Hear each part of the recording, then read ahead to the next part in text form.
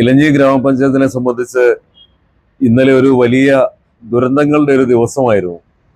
കൂരുമലയിലെ അഗ്നിബാധ ആണ് രാവിലെ ഞെട്ടിച്ച ഒരു വാർത്ത.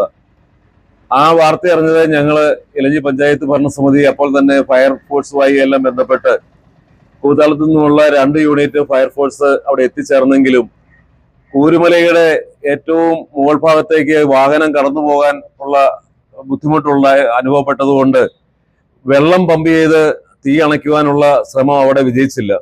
ഫയർഫോഴ്സിലെ അവരുടെ സേനാംഗങ്ങൾ അവരുടേതായ രീതിയിൽ തീ തല്ലിക്കെടുത്തുന്നതിനുള്ള സംവിധാനം പരമാവധി അവിടെ പ്രയോജനപ്പെടുത്തുകയും ഒരു പരിധി വരെ അവിടെ തീ നിയന്ത്രണ വിധേയമാക്കുവാനും കഴിയുകയുണ്ടായി.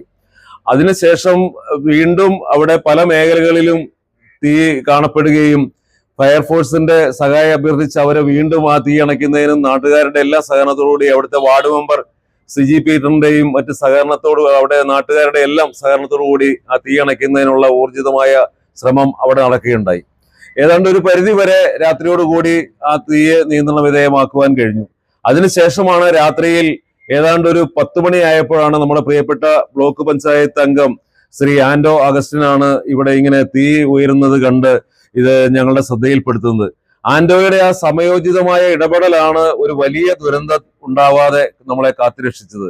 ആന്റോ പറഞ്ഞതനുസരിച്ച് ഞങ്ങൾ എല്ലാവരും ഇവിടെ എത്തിച്ചേരുകയും ഫയർഫോഴ്സിനെ വിവരം അറിയിച്ച് കൂത്താളത്തു നിന്നുള്ള ഫയർഫോഴ്സ് ഇവിടെ എത്തിച്ചേരുകയും ഈ തീ അണച്ച് ഈ ഇതിനോട് ചേർന്നുള്ള കെട്ടിടങ്ങളിലേക്കൊന്നും തീ പടരാതെ വളരെ പെട്ടെന്ന് തന്നെ സമയോചിതമായ ഇടപെടലോടുകൂടി ആ തീ അണയ്ക്കുന്നതിനും നമ്മളുടെ ഒരു വലിയ ദുരന്തത്തിന് പരിഹാരം കാണുന്നതിനും കഴിഞ്ഞു.